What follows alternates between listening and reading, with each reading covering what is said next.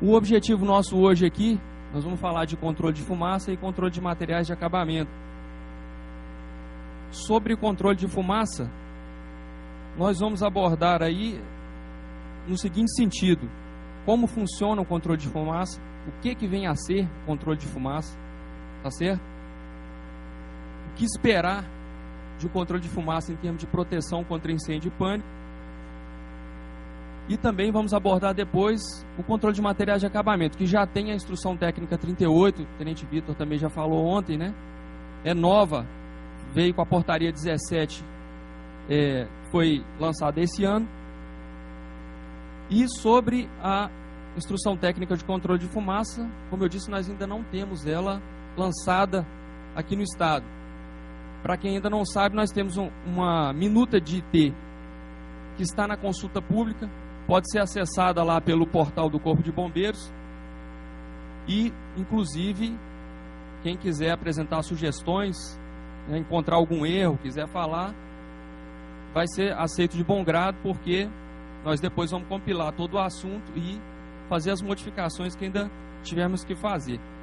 Ela está em consulta pública, vai estar em consulta pública até o dia 17 de outubro, se eu não me engano, desse ano. Pois bem, vamos começar falando aqui sobre o controle de fumaça, então. Um breve histórico, que nós podemos enumerar alguns fatos aqui. Os primeiros estudos tiveram origem na década de 50, depois de 2 grandes incêndios,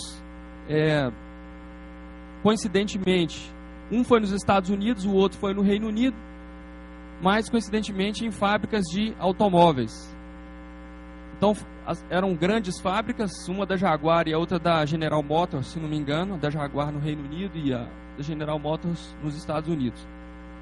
E esses incêndios destruíram por completo a planta dessas fábricas. E depois desses 2 grandes incêndios, começaram seus estudos para ver o que poderia ser feito. Não se falava em controle de fumaça ainda, e chegou-se à conclusão do primeiro esboço do que viria a ser o controle de fumaça. E foram editadas então as primeiras normas aí de pesquisadores do Reino Unido, da Inglaterra. O Tenente Vitor já falou aqui que é uma medida, o controle de fumaça aqui no estado de Minas Gerais, ela é uma medida prevista desde o decreto 43.805, que primeiro regulamentou a lei 14.130, passando pelo 44.270 e o 44.746. Aí vocês me perdoem que eu não acrescentei aqui o decreto que foi assinado ontem, porque quando essa palestra ficou pronta, o decreto ainda não tinha assinado, então não mencionamos. Mas também está no novo decreto. A origem da IT em Minas Gerais. Então nós fizemos a minuta baseada na IT 15 de São Paulo, que é a IT que trata do controle de fumaça lá. Por que disso? Há muito tempo nós temos ela prevista, regulamentada nos decretos do Estado. E a gente não tinha nada ainda em mãos para trabalhar. E diante da necessidade, diante da urgência de começar a tratar do assunto, a maneira mais rápida que nós encontramos foi trabalhar com a IT de São Paulo. Se ela for lançada dessa forma, a gente passa a caminhar com os próprios passos posteriormente, tá certo? A IT de São Paulo, lógico, ela já foi tropicalizada, ela é baseada nas normas internacionais a respeito do tema de vários países. Aqui, Estados Unidos, Inglaterra, França e Portugal, as que eu pude constatar. Então, para a gente tratar de controle de fumaça, alguns conceitos importantes aqui que nós podemos relacionar para entender, né, a dinâmica do funcionamento posteriormente. Acantonamento. Então, o que vem a ser o acantonamento? Está ali a definição, mas basicamente nós vamos dividir o espaço superior da edificação, o teto, em áreas onde eu vou conter a fumaça. Isso em grandes edificações, nós vamos ver esse tipo de coisa mais em galpões industriais, depósitos de armazenamento. O que ocorre aqui? Se eu tiver um incêndio, ele vai impedir o espalhamento da fumaça, horizontalmente falando, quando ela alcançar o teto, tá certo? Então eu vou fazer a contenção dela em um ponto, e nesse ponto eu vou ter as aberturas de fumaça, que vão liberar essa fumaça. Sendo dimensionado corretamente, ele tende a impedir que o incêndio se espalhe para... Não que o incêndio se espalhe, mas que a fumaça se espalhe para os outros ambientes da edificação. Barreiras de fumaça. Barreiras de fumaça são os elementos que eu vou utilizar para fazer a contenção dessa fumaça nos acantonamentos. Ela tem que ter uma característica de resistência ao fogo, logicamente, para aguentar as altas temperaturas dos gases quentes superaquecidos. E colocadas no teto, né, dimensionadas, existem os padrões de dimensionamento. Entrada de ar limpo. A entrada de ar limpo, pessoal, ela é fundamental para o funcionamento do controle de fumaça. Eu vou fazer uma analogia aqui, que não é exatamente com ar, com fumaça, que é o caso, mas quando você pega um litro de leite, daquela embalagem Tetra Pak, que é a embalagem, parece um papelão, se você abre ela apenas de um lado e vira no copo, em algum momento precisa entrar ar para aquele leite poder escoar. Então, quando você corta só de um lado, ele começa a gotejar e espirra leite, né? Suja lá a mesa e tal.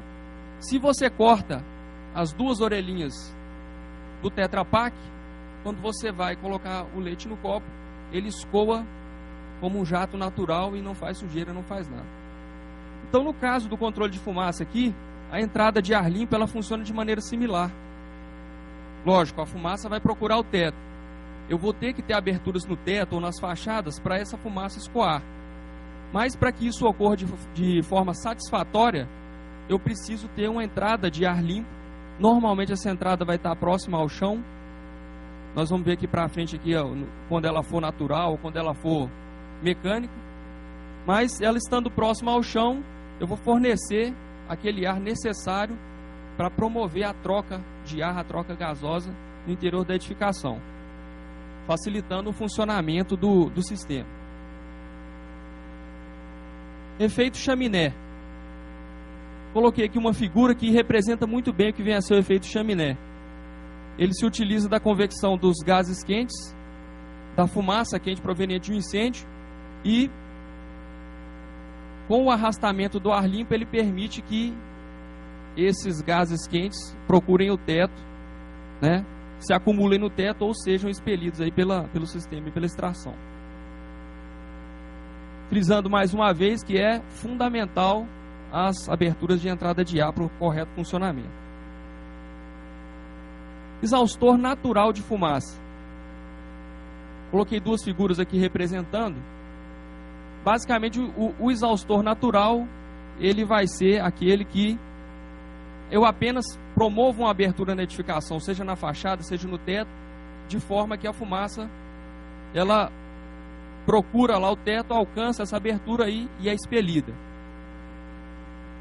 Eu posso ter, na verdade, eu vou ter essas aberturas pivotadas automaticamente. Então eu vou ter atuadores que vão fazer a abertura após, logicamente, o acionamento do sistema de detecção, que em comunicação com o sistema de controle de fumaça automatizado, ele promove o pivotamento e a abertura para que a fumaça possa ser expelida. Mais para frente eu falo por que estou dizendo isso aqui. O exaustor mecânico de fumaça. Bem, o que vai diferir então o exaustor mecânico do exaustor natural é porque o exaustor mecânico eu vou ter um motoventilador para impulsionar essa fumaça, para expelir, extrair essa fumaça de maneira mais rápida, de maneira com mais potência, vamos dizer assim. Também pode ser instalado em fachadas ou em teto, igual aqui essas figuras que eu busquei na internet. Inclusive são coisas que a gente não costuma ver no Brasil aqui, né? Talvez em São Paulo, que eles já trabalhem com isso, mas aqui em Minas você vai ali em Contagem na região industrial, você não vê isso aqui. O máximo que a gente vê são aberturas naturais para ventilação da edificação, mas ventilação normal, não para extração de fumaça, com a finalidade da extração da fumaça. Então, mais uma vez, o que vai diferir o exaustor mecânico do exaustor natural é que o exaustor mecânico, quando eu falo em exaustor mecânico, eu estou falando em grupo motoventilador para expulsar, para extrair essa fumaça. O princípio de funcionamento. Então, com o incêndio lá, a gente vai ter a liberação dos gases quentes e fumaça, que através do efeito chaminé que nós vimos, vão procurar o teto, tá certo? Chegando no teto, essa fumaça vai acionar o sistema de detecção da edificação. O sistema de detecção, por sua vez, vai acionar as aberturas de extração de fumaça, sejam eles exaustores naturais ou sejam exaustores mecânicos, quando é o caso. Vai atuar também nas aberturas de ar para introdução de ar, que também podem ser pivotados automaticamente, ou posso ter aberturas que já me forneçam ar permanentemente. E então, assim nós vamos obter a extração dos gases e fumaça. Os tipos, né? Aí, como que funciona então a interação entre os tipos? Porque se eu estou falando que eu tenho que ter a entrada de ar, tem que fornecer ar limpo, e tem que ter a extração de fumaça, e posso ter natural e mecânico, como que fica a interação dos dois? Então, quando eu falo da introdução de ar, eu posso ter a introdução natural e a extração natural também. Posso ter introdução de ar natural e extração mecânica, e posso ter extração mecânica com introdução mecânica também. Ou seja, eu vou ter, além dos motoventiladores para extrair a fumaça, eu vou ter motoventiladores para introdução de ar limpo, tá certo? Numa condição aí que o diferencial vai ser, quando eu também tenho motoventiladores para impulsionar ar para a edificação, eu vou trabalhar aí com uma situação de uma pressão um pouco maior do que a pressão externa à edificação. Já quando eu tenho só extração através da extração mecânica, aí eu vou ter uma situação de depressão em relação ao ambiente externo à edificação, tá certo?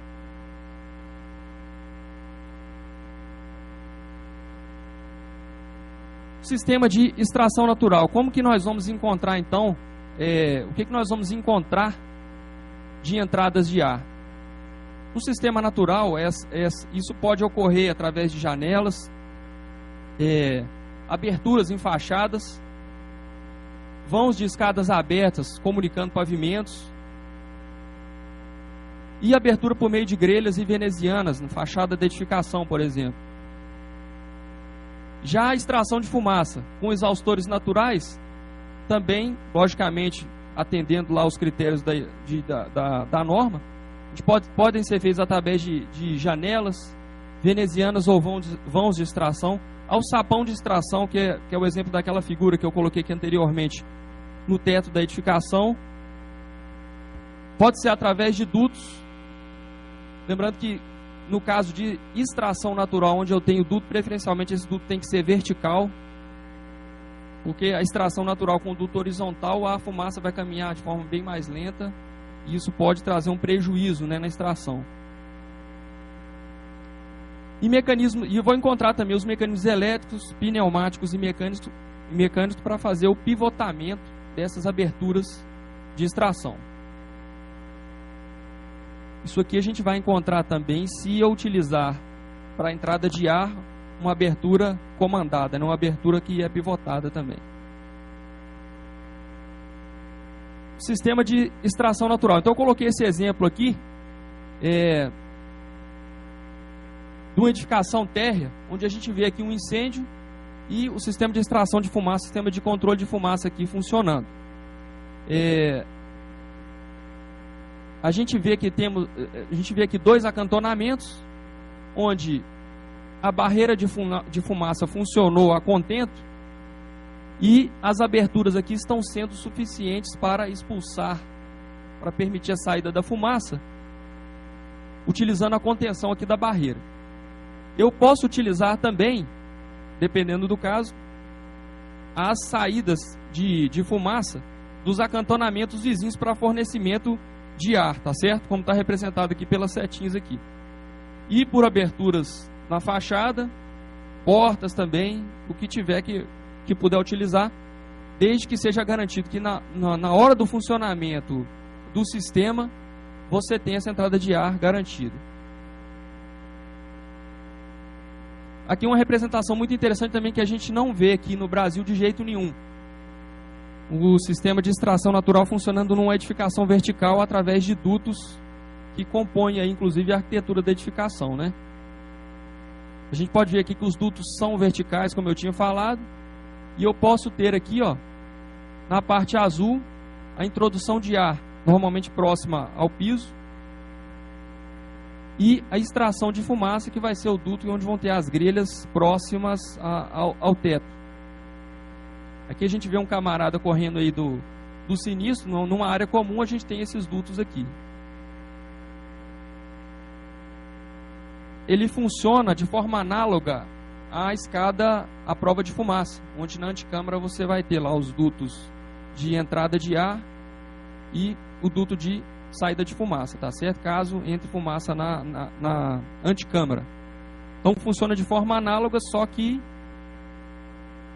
no hall, né? Especificamente para expelir fumaça, que com certeza vai ter no caso de um incêndio ali naquele ambiente. E o sistema de extração mecânica? Para entrada de ar eu vou ter basicamente os mesmos itens que eu tenho numa extração natural. Podendo ter insuflação mecânica também, né? Como nós vimos lá naquela tabelinha que fala que eu posso ter, quando eu trabalho com o sistema de controle de fumaça mecanizado, eu posso ter a insuflação também com motoventiladores para introdução do ar. Já para extração de fumaça, necessariamente eu vou ter os motoventiladores, mas também vou encontrar lá os dutos de extração e os mecanismos elétricos e pneumáticos de acionamento de aberturas, caso esse motoventilador não fique no teto, ele fique dentro da edificação ou algum sistema diferenciado. Aqui também eu trouxe um esquema representativo muito interessante, que ele mostra aí todo um sistema de controle de fumaça, né? Então a gente pode ver lá, primeiro que eu relacionei, que seria uma entrada de ar natural. Você pode ter ali através de portas ou de aberturas em fachadas, tá certo? A entrada de ar forçada através de motoventiladores, aqui no caso representado com eles no teto da edificação, mas também poderiam estar aqui no térreo, tá certo? Os dutos de insuflação de ar com as grelhas aqui insuflando o ar próximo ao piso nos pavimentos. A gente vê também as grelhas e dutos de extração de fumaça, né, aqui representados aqui pelo número 4 aqui, próximos ao teto de preferência, né? Os motoventiladores para extração de fumaça, a extração mecânica, todos representados pelo número 5 aqui, os vários tipos. A gente pode ter também na fachada, pode ter no teto diretamente, conectado a dutos, diretamente a dutos. E também a figura dos detectores de fumaça aqui. Especificamente falando aí a respeito da detecção de fumaça, a gente pode dizer que quando a gente trabalha com um sistema de controle de fumaça, ou exemplo também um sistema de sprinkler, eles são medidas que são exigidas para edificações que têm um risco maior. Então são edificações maiores, edificações mais altas. Isso demanda aplicação de mais medidas para que a gente possa diminuir o risco de incêndio e pânico. Então a gente vai ver, se consultar, você pegar as tabelas da instrução técnica 01 e consultar lá, quando eu tenho controle de fumaça, quais outras medidas eu vou ter? A resposta é praticamente todas. Quando você chega ao nível de ter controle de fumaça na edificação, praticamente todas as outras medidas você já vai ter instaladas também. E é necessário, para que o controle de fumaça funcione, que você tenha necessariamente sistema de detecção atuante na edificação. Então alguém pode perguntar, eu posso ter aberturas que um brigadista ele atua manualmente nelas? A resposta é não. A norma não prevê a atuação do sistema de controle de fumaça com a atuação manual do ser humano. O máximo que é previsto é você ter uma botoeira específica para acionamento do sistema, mas no nível próximos, de fácil localização, fácil manuseio. Vai lá, a exemplo do sistema de alarme, quebra o vidrinho lá, aciona o sistema e ele funciona. Então o máximo que o ser humano vai atuar diretamente para o controle de fumaça é isso. Mas o ideal é que ele seja totalmente controlado e automatizado através do sistema de detecção.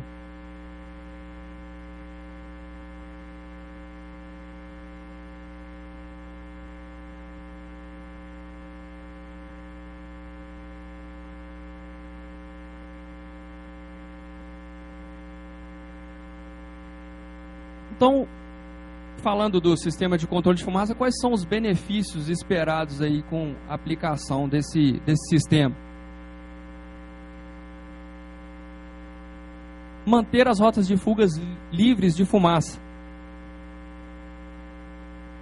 Facilitar as operações de bombeiro, criando uma camada livre de fumaça nos compartimentos. Ou seja, além de eu facilitar a desocupação dessa edificação dos ocupantes, né? Não permitindo que a fumaça, o colchão de fumaça abaixe rapidamente, e que essas pessoas possam sair da edificação até de forma ordenada, né, sem pânico a princípio, já é um benefício enorme. Isso pode contribuir, a gente viu na palestra do senhor Major Freitas aqui, foi abordado esse assunto ontem, que numa situação que eu tenho um incêndio, se todos conseguem sair ou chegar bem próximos da saída antes desse colchão de fumaça chegar no nível das pessoas onde todos estão respirando, contribui demais para a desocupação segura da edificação. E para todos os bombeiros que atuam ou que vão atuar nos sinistros, seria muito bom que chegasse na edificação esse colchão de fumaça ainda tivesse uma altura razoável, que ele possa enxergar o foco de incêndio, enxergar eventuais vítimas, sem ter que ele próprio fazer a ventilação, fazer a extração dessa fumaça. A gente sabe que uma das operações que o bombeiro realiza quando chega no incêndio, se ela estiver toda tomada por fumaça, ele de alguma forma precisa, uma das ações que ele vai fazer promover a extração dessa fumaça de alguma forma. Então ele vai fazer aberturas no telhado, né, quebrar paredes para que essa fumaça saia. Então, é um sonho para todos nós chegar numa edificação e pegar essa situação aqui de uma maneira que você vai atuar, porque nunca o bombeiro vai conseguir fazer essa extração da mesma forma que uma edificação que já foi prevista, que tem projeto para aquilo, que foi projetada para fazer a extração de fumaça. Outro benefício importante que é esperado aqui, que é prevenir ou retardar o flashover e o desenvolvimento completo do incêndio, que é até a figura que está representada aqui, um flashover aqui no fundo de tela. Ou seja, a perda completa de bens, e numa situação dessa aqui, se ainda tiver alguém lá dentro, não tem como escapar ileso, né? Com certeza é óbito. Então, assim, também vai auxiliar na proteção de equipamentos e mobília. Outro aspecto esperado muito importante, redução dos efeitos térmicos nos componentes estruturais da edificação.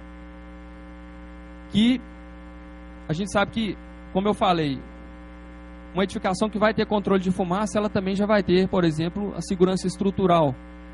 Já vai ser previsto isso. Mas, tendo o controle de fumaça, é esperado que ele também auxilie para que essa estrutura dessa edificação ela receba menos carga desse incêndio, seja menos agredida, vamos dizer assim. E também reduzir os danos. Outro aspecto muito importante é reduzir os danos provocados pelos gases tóxicos superaquecidos, oriundos da decomposição dos materiais incendiados. Então, a partir do momento que, principalmente com relação à vida, a incolumidade física das pessoas, se eu promovo a desocupação antes desse colchão de fumaça chegar à altura das pessoas, provavelmente eu não vou ter ninguém passando mal ou vindo a óbito em decorrência aí dos gases tóxicos, tá certo? E todas as consequências atinentes a isso, né? Queimaduras em vias aéreas e no corpo de forma geral. Bem, agora eu vou entrar num outro assunto aqui do controle de fumaça que eu não poderia deixar de abordar, porque isso é um assunto muito discutido por todos os profissionais que atuam na área, que vem a ser a interação entre o sistema de sprinklers e o sistema de controle de fumaça, quando eu tenho as duas medidas atuando em conjunto. Eu peguei essas próximas transparências aqui que eu vou passar de um estudo que foi feito por 2 autores norte-americanos em 1999. Então já tem um tempo bom que eles fizeram esse estudo, mas eu achei muito interessante. Por quê? O que eles fizeram?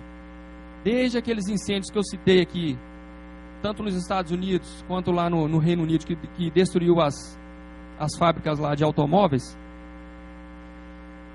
vieram outros estudos, ocorreram outros incêndios, vieram outros estudos, e os países da Europa e dos Estados Unidos, já há bastante tempo eles têm laboratórios complexos, inclusive para teste em escala real, que eles fazem lá.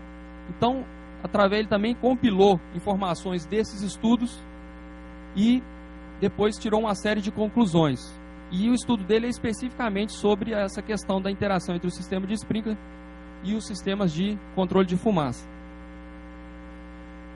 Então, primeiro ele faz um levantamento de alguns aspectos aqui a serem respondidos, de questões que foram levantadas, argumentos levantados. Primeiro seria: o controle de fumaça acelera a evolução do incêndio. Então, como que seria isso? Muitos diziam da seguinte forma: bom, se no incêndio eu estou promovendo a renovação do ar, se eu estou promovendo que oxigênio, eu estou oxigenando o meu ambiente que está em chamas, então eu estou colocando a condição ideal de comburente para aquela combustão ocorrer de forma ideal, de forma satisfatória. Então isso vai fazer com que o incêndio se alarce mais rápido. Basicamente isso era a questão. Outra: o controle de fumaça atrasa a ativação dos sprinklers. Ou seja, se eu tiro o calor do ambiente com a extração da fumaça, eu vou causar um retardo na atuação do sistema de sprinkler, onde aquele bico ele vai demorar um pouco mais para ser rompido. Se eu tiro a temperatura, ele vai demorar mais a chegar na temperatura de rompimento. Então essa era outra questão. E o controle de fumaça aumenta o número de bicos de SPK rompidos no incêndio. Por quê? Eu atraso a ativação dos sprinklers, o incêndio toma conta da edificação mais rápido, e depois disso, quando os sprinklers começarem a atuar, vai ser necessário um rompimento de mais sprinklers, mais bicos, para debelar aquele incêndio. Então essas foram as questões levantadas, e agora a gente traz as conclusões que foram tiradas lá por eles. Então a conclusão final, bem resumida, é que o sistema de controle de fumaça eles não causam impacto negativos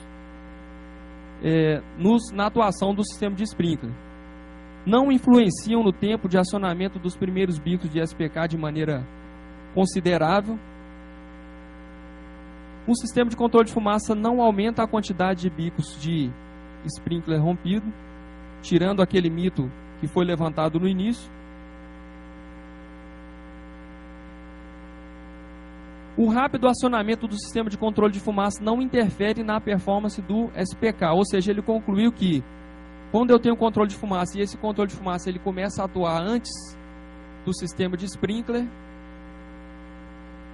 ele não vai interferir na performance desse sistema, do SPK, quando ele for acionado, tá certo? Ainda concluiu também, só relativo ao controle de fumaça, que a utilização do sistema de controle de fumaça ainda promove o aumento da visibilidade, trazendo todo aquele benefício que a gente já acabou de enumerar aqui, facilitando a desocupação segura da edificação e as operações de bombeiros.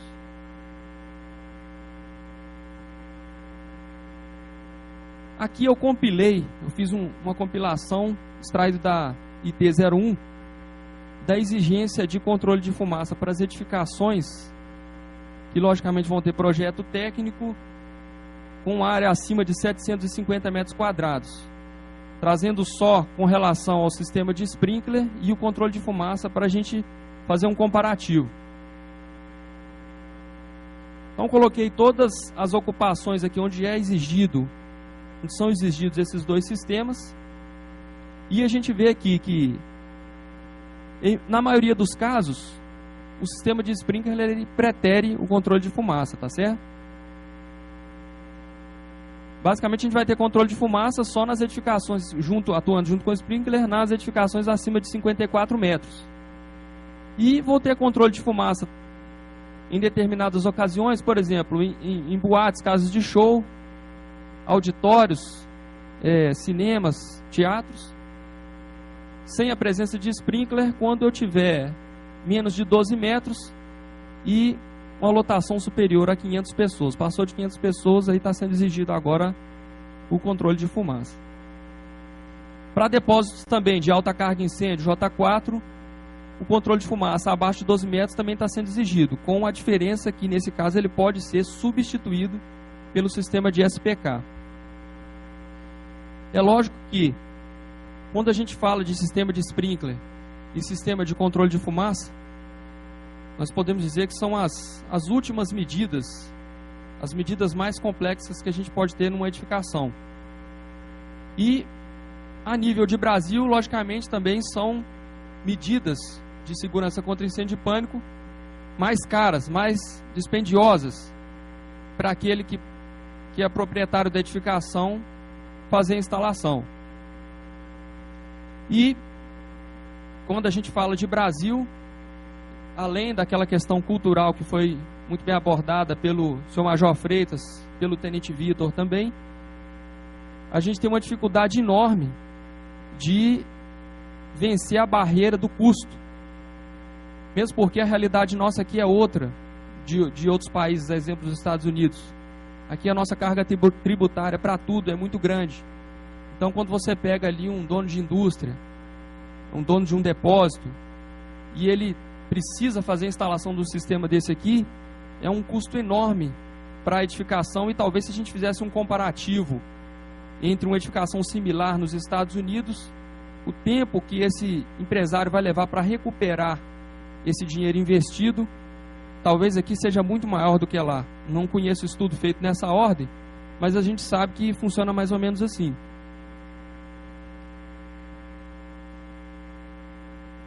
Bem, então finalizamos aqui o assunto controle de fumaça e vamos tratar um pouquinho agora aqui do controle de materiais de acabamento.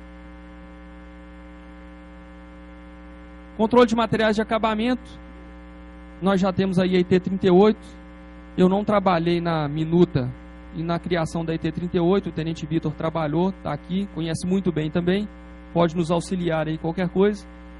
Mas antes de entrar no assunto propriamente dito, antes de falar da IT, um pouquinho da IT38, eu tirei também da internet, lá do site da NFPA, uma estatística, só para mostrar aqui a importância da questão da inalação de fumaça nos incêndios. E essa tabela aqui ela serve tanto para o assunto de controle de materiais de acabamento, quanto para o assunto controle de fumaça que nós acabamos de falar.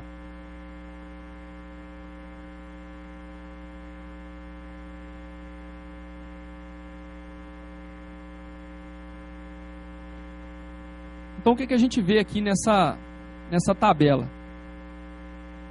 Ela está adaptada, tá? Essa estatística, ela foi até 2007, mas ela vem desde o ano de 1979. Só que eu coloquei apenas essa parte, porque a partir do ano de 1999, eles passaram a contabilizar as mortes por inalação de fumaça, decorrentes tanto de inalação de fumaça quanto de queimaduras. Então, antes do ano de 99, na estatística deles, eles não tinham essa coluna aqui de ambos, né, os fatores aqui para a ocorrência do óbito. Era apenas ou inalação de fumaça, ou queimadura, ou outros fatores, quais sejam pisoteamento, decorrentes do pânico e etc. Então, o que a gente vê aqui, ó, que a inalação de fumaça ganha disparado, né, do assunto só queimaduras ou de queimaduras e inalação de fumaça.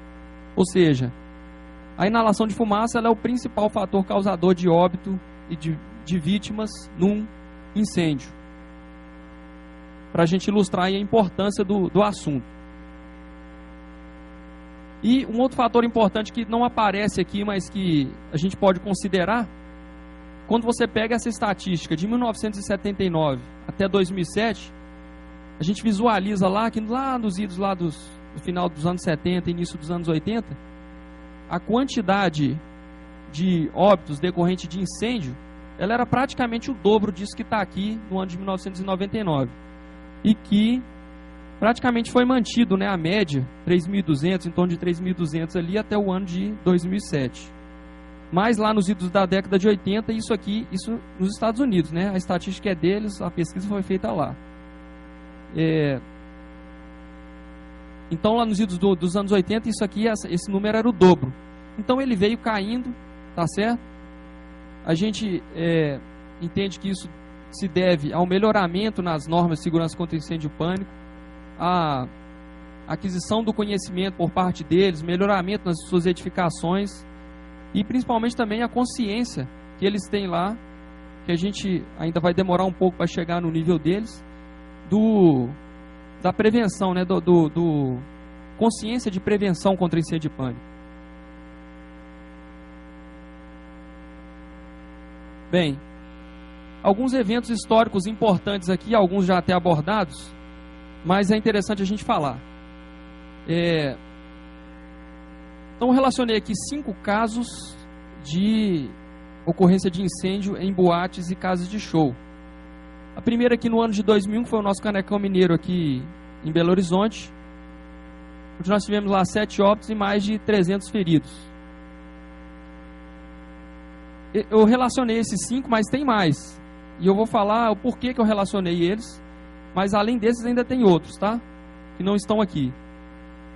A casa noturna The Station, lá nos Estados Unidos, em Rhode Island, em fevereiro de 2003, com 100 óbitos e 187 feridos. Teve essa boate aqui, República Comangon, em Buenos Aires. Dezembro de 2004, 194 óbitos. Outro caso, Boate Lam Ross, na Rússia, 2009. Já fatos mais recentes, né? Coloquei aqui 150 óbitos em vermelho porque eu não consegui informação oficial. Cada documento que eu li extraído da internet falava num número. Então, mas todos eles aproximavam de 150. E a Boate Kiss, já abordada aqui pelo nosso Major Freitas, coloquei 242 óbitos, divergente da informação que o senhor colocou ontem de 241, mas me parece que a informação do senhor foi até uma determinada data, não é isso? E depois teve um óbito ainda de uma pessoa que estava hospitalizada.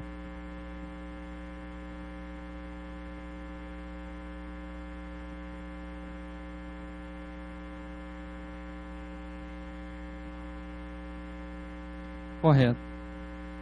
Mas bem, por que eu relacionei esses casos aqui? Quem tiver curiosidade depois, procure no YouTube. Tem um aqui que eu até coloco a referência do vídeo, no caso aqui da boate da Rússia aqui, essa Lame Horse. Mas tanto para essa boate aqui, a boate que a gente sabe que tem, quanto para essa The Station aqui lá nos Estados Unidos, foi filmado, tá certo? Por pessoas que estavam lá dentro, seja com telefone celular ou com máquina filmadora, próximas ao palco, começa a filmar, tem palco dentro da casa de show com banda tocando, utilizam artefatos pirotécnicos no show, pega fogo nos materiais de acabamento, na decoração da casa de show, começa um incêndio. A maioria das pessoas pensa que aquilo faz parte do show, tudo isso que já foi falado. É o mesmo retrato, pessoal. É impressionante a semelhança de uma tragédia com a outra aqui. Então, quando eu fiz essa pesquisa, eu assustei com o número de casos idênticos. É porque a gente tem incêndios, reincidentes em vários tipos de edificação, mas sempre você encontra um fator diferente. Mas nesses casos aqui não, nesses casos é a mesma coisa, sem tirar nem pôr, só muda o local da tragédia, né? Mas se você procurar vídeos lá no YouTube, você vai encontrar dessa casa de show aqui, dessa aqui com facilidade. E vendo o vídeo aqui dessa boate The Station, a gente fica um pouco abismado com a rapidez que aquilo evolui. Até mesmo a gente que é bombeiro, a gente fica assim assustado com aquilo. O camarada está filmando, começa a pegar fogo no palco. No caso da boate The Station aqui, eles tinham um alarme de incêndio lá. Com menos de 30 segundos, o alarme está tocando. Eles começam a desocupação de forma ordenada. Antes de 1 minuto, ele vai colocando lá no vídeo lá o tempo que decorrido, né? Antes de 1 minuto, o camarada que está filmando, ele já está próximo à porta de saída. Mas a fumaça alcança ele com menos de 1 minuto. E começa a tomar conta, fica tudo escuro na câmera ali, você vê, fica escuro, claro, ou seja, o colchão de fumaça já abaixando, e ele consegue sair da casa de show. Depois que ele sai, ele fica filmando de fora. Aí outra cena que impressiona ou seja, ele sai com, se eu não me engano, 1 minuto, pouco mais de 1 minuto. Dali ele consegue sair da casa de show. E quando ele sai filmando de fora, ele pega uma porta de folha dupla, talvez maior que a porta aqui do nosso auditório, em largura. E filmando de fora, as pessoas, deu o fenômeno do empacotamento, né? Todas as pessoas tentaram sair ao mesmo tempo e começou a prender, começou a agarrar. Pessoas caíram na porta, as que vieram atrás foram caindo, foi amontoando gente na porta. É um negócio assim, como que não consegue sair, né? Todo mundo amontoado, agarrado literalmente na porta, pessoal fazendo força para sair, e a fumaça o colchão de fumaça já abaixo, fumaça densa, já escura, saindo por cima daquelas pessoas, e o pessoal do lado de fora tentando puxar e não conseguindo, tá certo? Então, quem tiver curiosidade depois, pode dar uma olhada lá que tem isso tudo registrado em vídeo. Bem, a legislação. São Paulo já possui, eles já trabalham com a Instituição Técnica de Controle de Materiais de Acabamento desde 2001, através do decreto lá de 2001 deles. Em Minas, a exemplo de controle de fumaça, também como já foi abordado pelo Tenente Vitor, ela é prevista desde o 43.805, passando por todos os decretos até hoje. E nós fomos ter a IT 38 através da portaria 17 de março desse ano. Então, entrando no tema do controle de materiais de acabamento dentro da Instrução Técnica 38. Então, o objetivo dela vai estabelecer as condições atendidas pelos materiais de acabamento e revestimento para que eles resistam à propagação de fogo e o desenvolvimento de fumaça, tá certo? Quando a gente fala de materiais de acabamento, são 2 aspectos importantes: restringir a propagação do fogo e a emissão de fumaça da combustão daquele material. Alguns conceitos importantes que a IT traz, que vem a ser material de acabamento, são os materiais de arremates dos elementos construtivos, e os materiais de revestimento são aqueles que são empregados na superfície dos elementos construtivos, com várias finalidades, né, estéticas, de conforto, durabilidade, etc. A exemplo aí, pisos, forros, revestimentos têxteis, né, carpetes, papéis de parede, tudo mais. Material termoacústico, empregado para o isolamento térmico e acústico. Aqui a gente tem, né, coloquei foto aqui dessa espuma aí que também ficou famosa lá com a questão do incêndio na Boate Kiss. Lã de rocha também, para representar aí o isolamento, o material de isolamento térmico. Outros conceitos, materiais de cobertura. Qual cobertura vai ser? Aquele material que está no telhado, podendo ter ou não separação por laje ali, mas ele também é um material considerado. Pode ser composto por lonas, vidros, telhas cerâmicas e etc. Propriedade não propagante. Ou seja, o material, essa propriedade faz com que o material ele queime apenas com a presença da fonte de calor. Se eu retiro a fonte de calor, ele extingue a chama. E temos também a propriedade retardante, que é a propriedade que assegura um tempo, uma demora, para que esse material entre em combustão. Ele entra em combustão, mas eu tenho aquele tempo de retardo. Onde deve ser exigido o controle de materiais de acabamento e revestimento? Então, sempre que for, como para as outras medidas, sempre que for exigido lá no anexo A da ET01, ou seja, nas tabelas. E sempre ali para pisos, paredes divisórias, teto, forro e cobertura.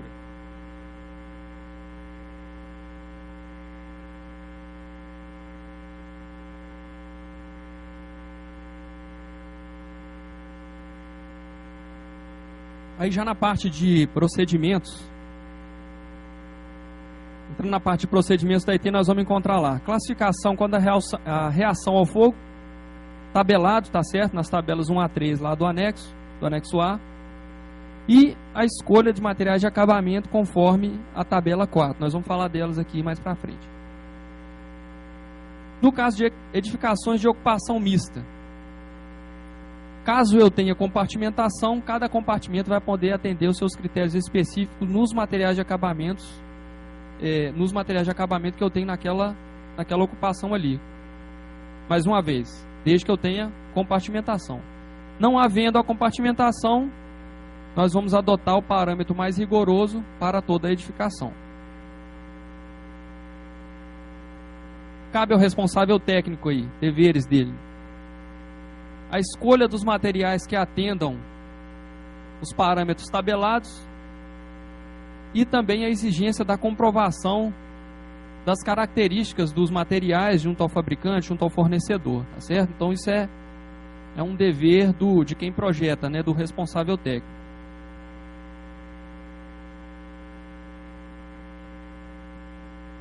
Aqui a tabela 1, ela vai trazer para a gente a classificação dos materiais de revestimento de piso.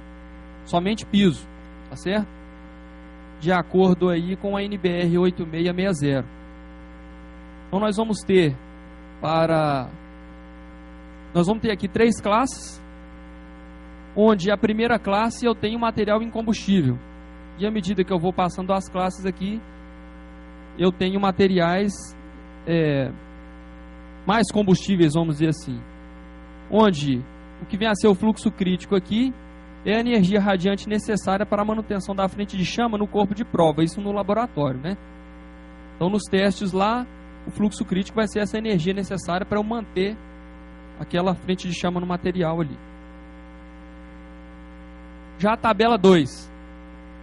A tabela 2 vai trazer para a gente a classificação dos materiais de acabamento e revestimento de paredes, divisória, tetos, forros e similares, ou seja, menos piso.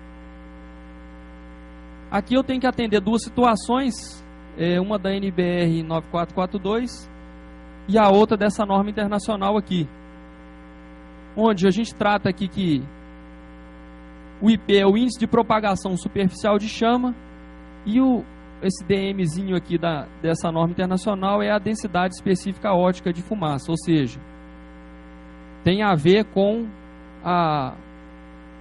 o tanto de fumaça que aquele material expele na sua combustão, né? E a mesma coisa, à medida que eu vou na classe A, eu tenho material incombustível. À medida que eu vou descendo as classes, ele vai se tornando um material mais combustível e que exala mais fumaça na sua combustão. Aqui eu coloquei só para ilustrar uma foto do método de ensaio através do painel radiante. A gente está um pouco escuro aqui, mas a gente pode ver ali o material que está preso no painel ali é o que está em combustão, no caso. A tabela 4 é onde vai tratar da classificação das classes dos materiais a serem utilizados, né? Considerando aqui a sua ocupação. Então, ele vai me trazer as classes máximas permitidas de acordo com as tabelas anteriores. Então eu tenho aqui a ocupação da minha edificação, eu enquadro aqui através da ocupação, procuro ver se trata de saída dos locais de saída de emergência, rota de fuga ou demais locais, e vejo aqui o máximo que eu posso ter de combustibilidade, né, e de densidade ótica de fumaça, enquadrado aqui nas tabelas anteriores, né? Seja para piso, quando a gente vê o algarismo romano aqui, ou seja para os demais materiais aplicados em paredes, teto, forro, etc. Já para a apresentação do projeto técnico junto ao Corpo de Bombeiros. Então vai ser necessário a apresentação de um quadro resumo, onde o responsável técnico vai reunir aqui todas as informações, né? Piso, paredes, divisórias, teto e forro, as classes adotadas, o material qual que é e o ambiente da edificação. Por quê? Dependendo do caso, se for uma edificação mista, como a gente já falou, e ela tiver compartimentação, eu vou ter mais, então, se eu tiver uma edificação, por exemplo, com 3 ambientes compartimentados, onde eu aplico controle de material de acabamento nos 3 ambientes, eu vou ter que ter pelo menos 3 quadros resumo, um para cada ambiente compartimentado. Não havendo compartimentação, um só, porque nós vamos adotar o parâmetro mais rigoroso para esses materiais. O parâmetro mais rigoroso de acordo com a ocupação para toda edificação.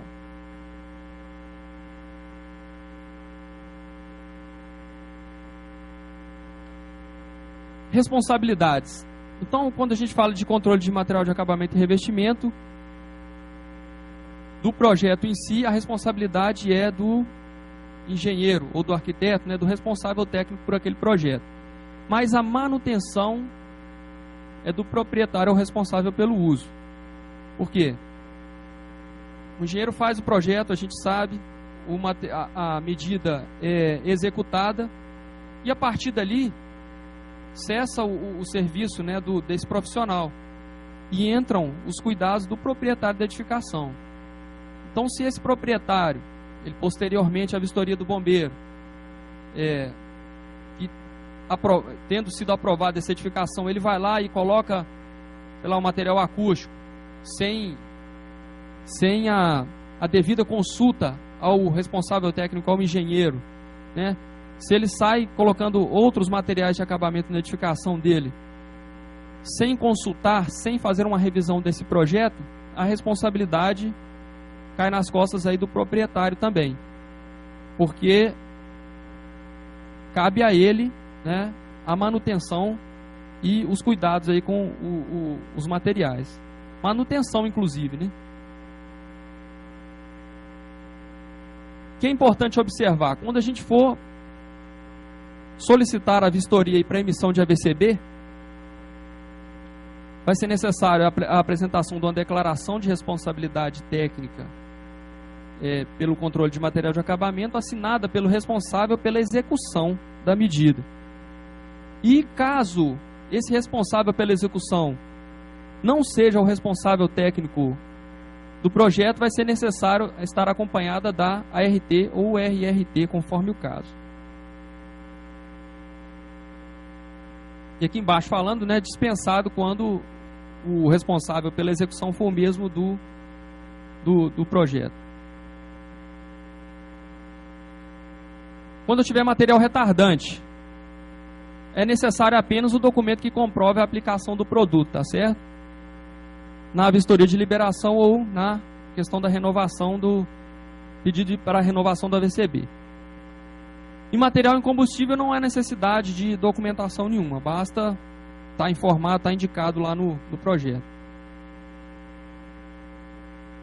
Bem, maiores informações sobre os temas, a gente tem a NBR 8660, que é o ensaio de reação ao fogo em pisos, e a NBR 9442, que trata dos materiais de construção, determinação do índice de propagação superficial de chama pelo método do painel radiante. Bem, era isso que eu tinha para apresentar sobre o controle de fumaça e controle de materiais de acabamento. Eu agradeço a atenção de todos. Muito obrigado. No sistema de extração de fumaça, realizado por dutos verticais, existe o risco de contaminação por gases dos andares superiores, no caso de edificação acima de 3 pavimentos? Bem, negativo. Nesse caso aí, o projeto vai ter que contemplar o seguinte: a partir do momento que você coletou a fumaça através de uma grelha e ela adentrou em um duto, o próximo ambiente que ela vai encontrar é o ambiente externo da edificação, tá certo? Então ela vai subir e vai sair pelo topo da edificação sem entrar em contato nenhum com qualquer outro ambiente. Como saber a classe de risco que cada material de revestimento ou acabamento se enquadra?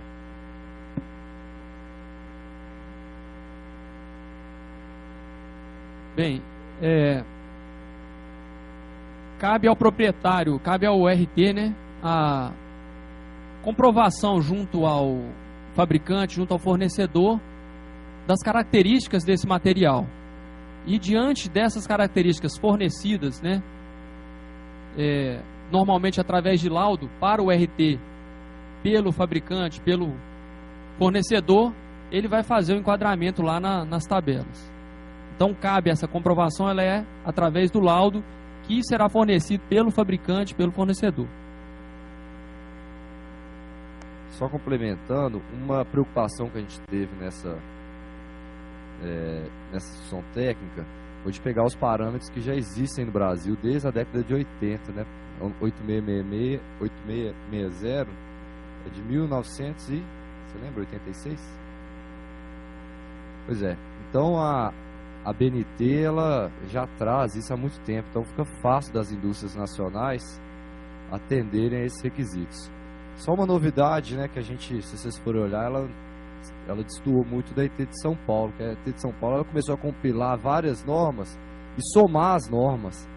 Aí se atende a uma coisa em São Paulo superior que os Estados Unidos cobram. A gente falou, será que estão um nível tão alto assim mesmo? Então a gente pegou o que existia aqui e somou só a questão da densidade ótica de fumaça na questão de parede, teto, porque isso já existe no mundo todo. E o mundo todo, para parede, piso, parede, teto, forras, etc., eles têm 2 critérios, porque ele precisa ter comprovação de 2 requisitos distintos, porque os incêndios em geral começam nesses locais. E a preocupação com o piso é muito menor, que a gente tem, né, a parte baixa, por questão da convecção mesmo, uma área mais fria, uma área mais difícil de propagação. Por isso que a preocupação com o piso é uma preocupação pequena. Então, tem outras perguntas aqui, eu já queria ajudar na resposta. Vou fazer mais uma.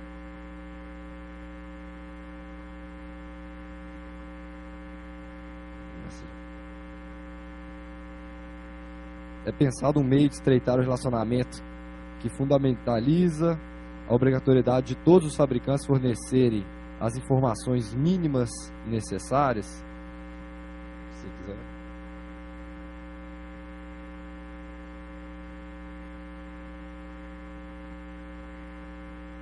Eu entendo que a pergunta foi direcionada para controle de materiais de acabamento, né? Pelo que eu estou entendendo, se o Corpo de Bombeiros não pensa em estreitar laços com a indústria para que eles forneçam esse laudo.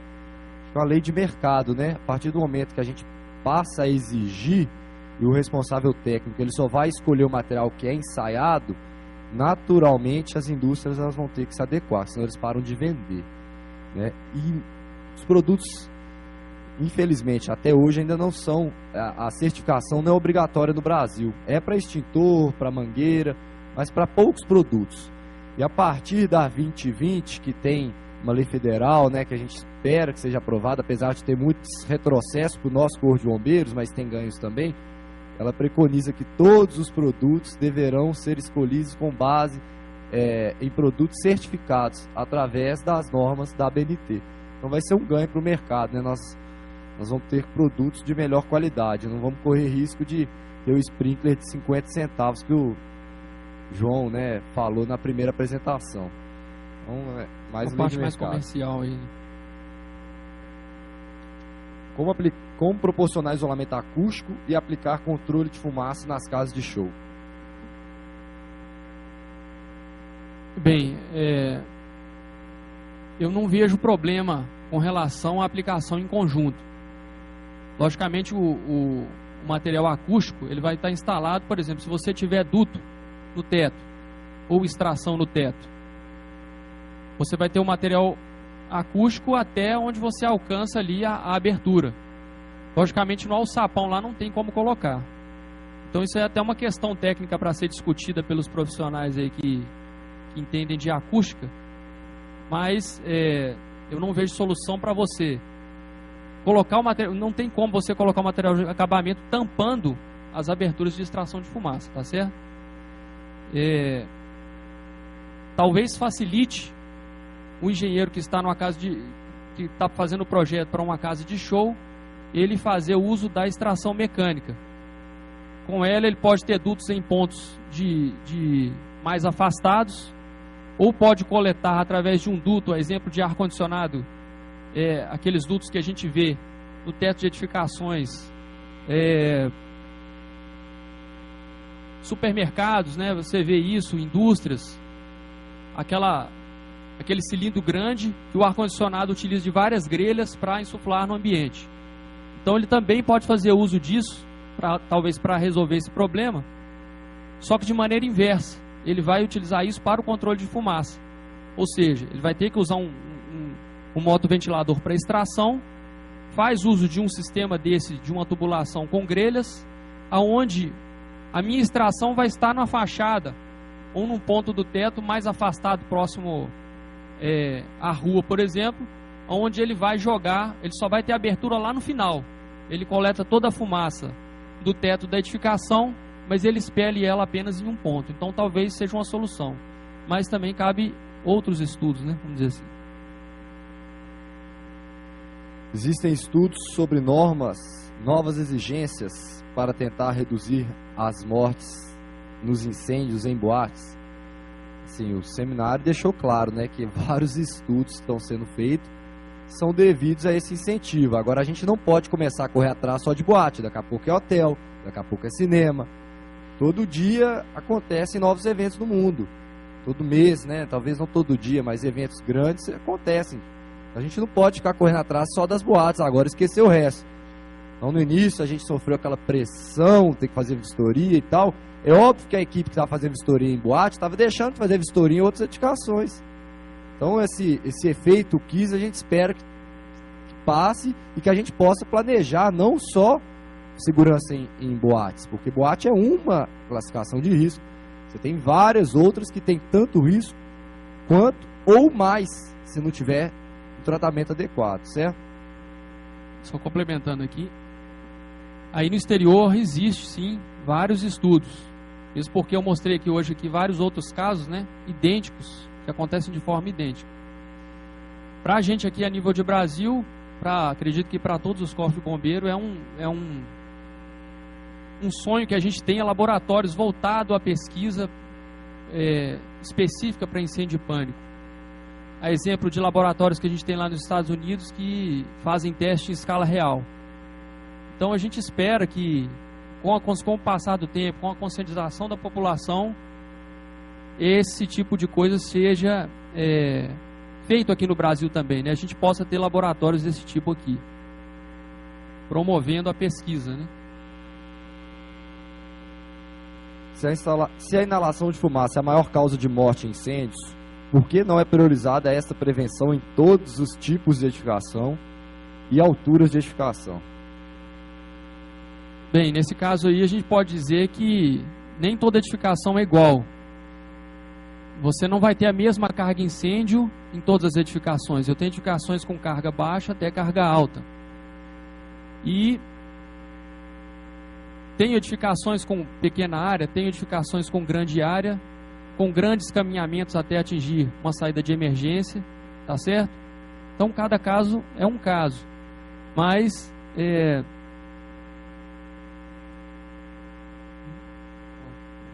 complementando só uma situação que essa medida de segurança é uma medida para ambiente fechado, ambiente com grande caminhamento. Ela não é uma medida de prevenção exigida por uma residência, por uma edificação comercial com janelas. Por quê? Porque ali já há um método natural de extração de fumaça. Então, a gente preocupa para aquilo que gera preocupação. Grandes depósitos com carga e incêndio, você tem material de 0 a 6 metros de altura de empilhamento.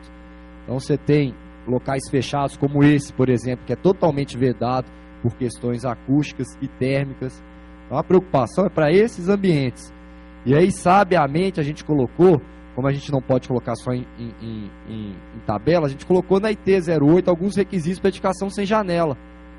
E edificações sem janela, nós vamos falar mais um pouquinho aqui para frente, nós vamos ver que a maioria das edificações que tem dificuldade de ventilação vai ser necessário o controle de fumaça. Então a exigência é por isso. É muito simples para a gente, vamos começar a cobrar para tudo. Essa medida é muito mais onerosa do que a medida chuveiro automático. Você tem um exaustor, dependendo só um exaustor, né, dependendo do seu tamanho, chega a R$50 mil. Então é inviável se pensar numa medida dessa e desnecessário, porque vocês vão ver que a IT de controle de fumaça é separada por partes. E uma das partes fala em ventilação natural. Então janelas e aberturas já funcionam como um controle de fumaça. E a gente está num país tropical, né? A vantagem, né? A construção nossa, ela tem janelas com vidro com espessura muito, muito pequena, que em geral, ao início do incêndio, já, né, pela expansão da temperatura e dilatação, já o rompimento. Então isso é uma questão que facilita também esse controle de fumaça. E a compartimentação também, que é o elemento construtivo nosso, brasileiro, né, muita alvenaria cerâmica, ela retém o calor. Então, quando a gente chega no incêndio, você vai ver, ele começou, às vezes 15 minutos depois, ele continua no mesmo local onde começou. Começou na cozinha e continua na cozinha. Às vezes nem passou por uma sala ou por um outro apartamento. Então, são questões que a gente estudou. Essa norma está sendo editada, né, com muito estudo, né? Então, só complementando aqui também, aproveitando o que o Tenente Vitor falou, fazendo um comparativo de extremos aqui. Você tem uma edificação residencial, lá você não tem aglomeração de público. Você tem uma carga de incêndio baixa, as pessoas que ali estão, as poucas pessoas que ali residem, né, comparando com edificações que têm população maior, elas conhecem as rotas de fuga que ali estão. Elas percorrem caminhos pequenos até alcançar uma saída de emergência, seja uma escada pressurizada, seja uma escada à prova de fumaça, ou a saída de emergência normal, através de escada comum, ou seja, tudo é facilitado para aquele ocupante sair daquela edificação, lembrando sempre que ela tem uma carga de incêndio baixa. Agora, se você compara com um hospital, por exemplo, um hospital, sei lá, de 20 pavimentos, ali eu tenho público de todo tipo, posso ter restaurante, inclusive, ali dentro, e pessoas que ali frequentam, nem sempre conhecem as rotas de fuga. Se tiver um incêndio com contaminação, com muita contaminação por fumaça, eles vão estar totalmente dependentes de brigadistas, da sinalização de emergência, da iluminação de emergência, para alcançar um local seguro, uma saída, uma escada, e conseguir sair, né, deixar a edificação. Então a gente não pode tratar da mesma forma, né, todas as edificações, aí, como o Tenente Vitor falou. Comumente são construídas edificações exclusivas de auditório. Normalmente, elas são ocupações secundárias em outras edificações, né? Ou seja, não são uma ocupação principal. O controle de fumaça não seria aplicado, mesmo sendo exigido em auditórios como ocupação secundária, pelo que eu estou entendendo. Aí eu acho que eu posso responder que é da IT 08. A gente preocupou muito em colocar essa questão de controle de fumaça na IT 08. Por quê? A medida de segurança contra incêndio de pânico, chamada saídas de emergência, é aplicável a todas as edificações, correto? A partir do momento que eu coloco dentro de uma IT que é aplicável a todas, ela passa a ser aplicável naturalmente àqueles ambientes que não têm ventilação propícia. Então a gente colocou lá ambientes com mais de 100 pessoas, sem ventilação a uma proporção X, deve ter controle de fumaça. Ou seja, controle de fumaça vai ser aplicável a esse ambiente. Agora, já se for um auditório com aberturas, não vai ser o caso.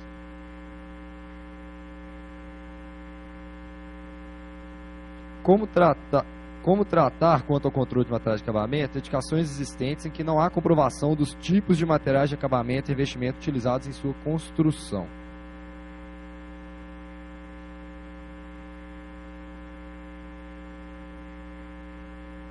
Bem, se caso a gente deparar com uma edificação desse tipo, ainda existem outros recursos para eu melhorar a segurança com relação ao controle de materiais de acabamento, seja através de aplicação de material retardante, né? A gente tem tintas no mercado, tem outros materiais que eu não sabendo qual que é ali a classificação que eu tenho daquele material, eu posso, na dúvida, aplicar outros que vão mitigar aí essa deficiência.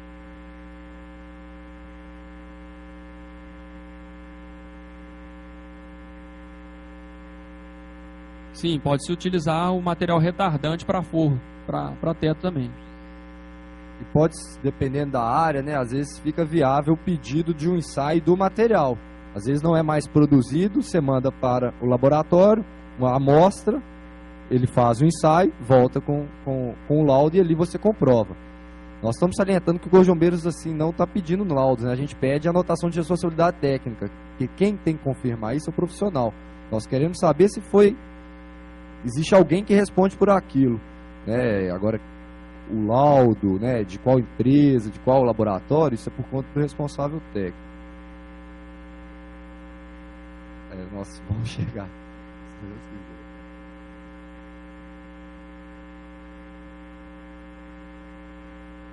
Os documentos, laudos, ARTs do controle de material de acabamento devem ser apresentados no cadastro do projeto no Infocip ou quando da vistoria para o AVCB.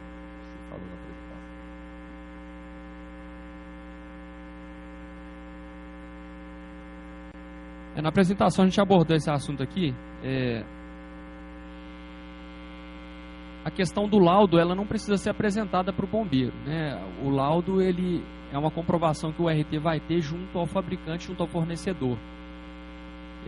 As ARTs, sim, devem ser apresentadas no protocolo do projeto. Lá deu entrada no Infocip, por exemplo, você tem que ter essa ART tanto citada lá no campo apropriado, quanto incluída no rol de documentos.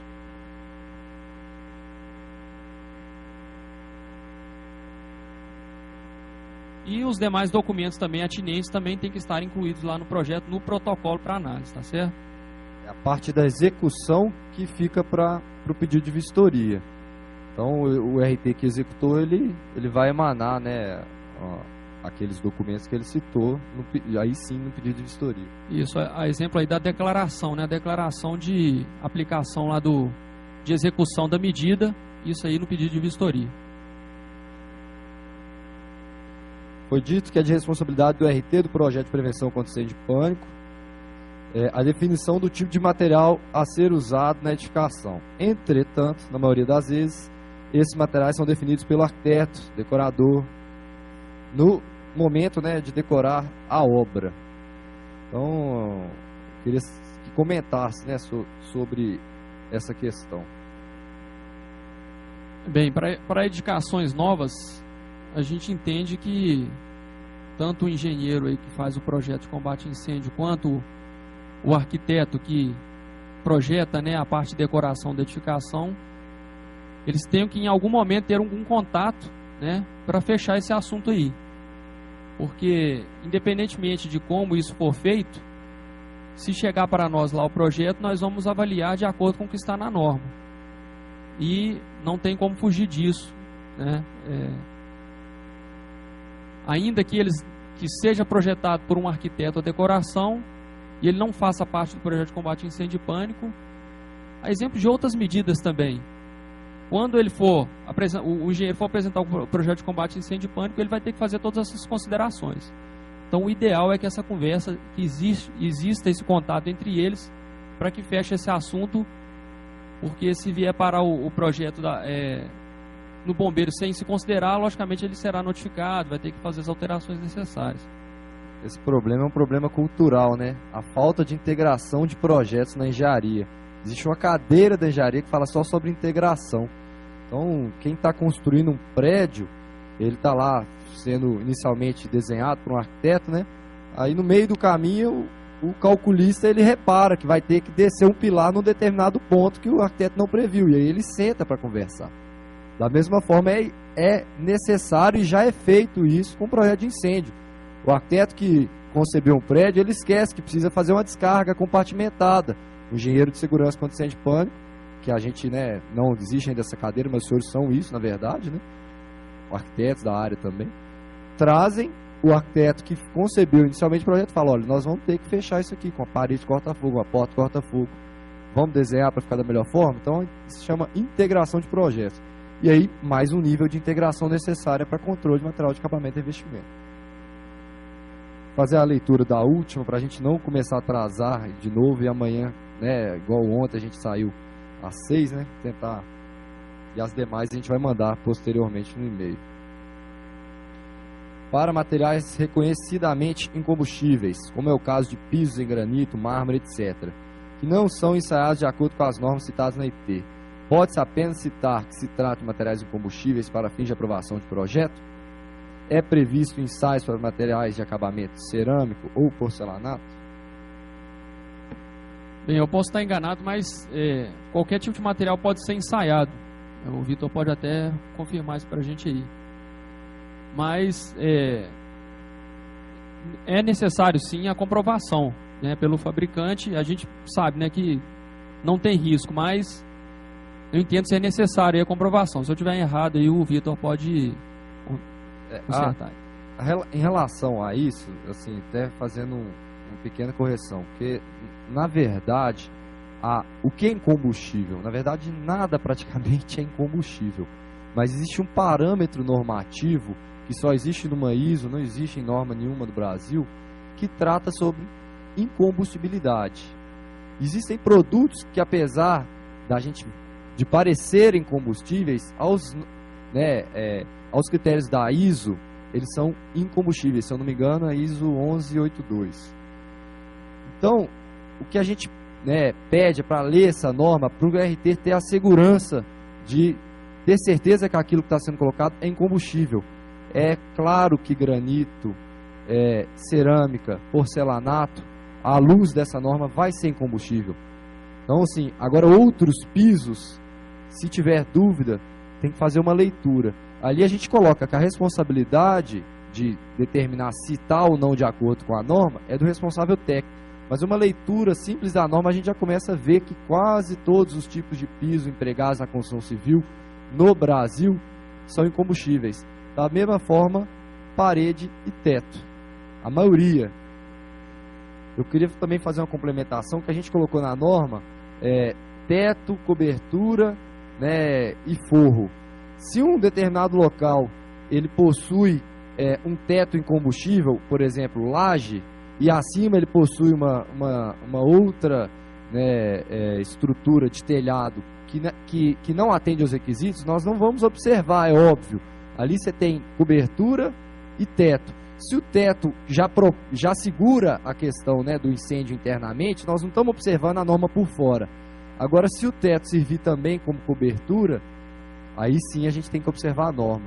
Que eu acho que não ficou tão claro no texto normativo isso, fica parecendo que nós estamos cobrando uma coisa, tem laje, ou seja, a laje já atende aos requisitos de combustibilidade, né, concreto. Armado nesse caso. Então, a gente precisa preocupar com a estrutura do telhado?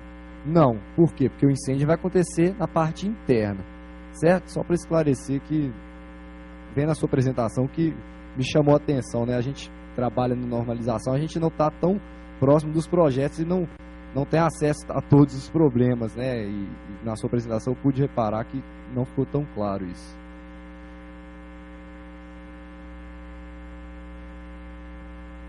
Nesse caso há o risco, né, de vazamento, né, expansão de gases ali. Então ela não se enquadra nos critérios da NBR específica que fala sobre teto, parede. Aí já é material que ocorre derretimento. Aí já são outras normas internacionais. Não me pergunte detalhes dessas normas, porque a gente não teve como entrar em tanto, porque no Brasil não tem. Então a gente falou, se não conseguir enquadrar nesses casos, atenda a norma tal. E ali fala em FIGRA, em vários outros fenômenos que são estudados. Material com derretimento. Manta asfáltica, você está falando entre gesso, acartonado, qual que seria?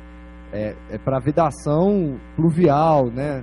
Aí normalmente está aplicado acima do concreto armado, né? Ali você tem 7, 8, 10 centímetros de laje.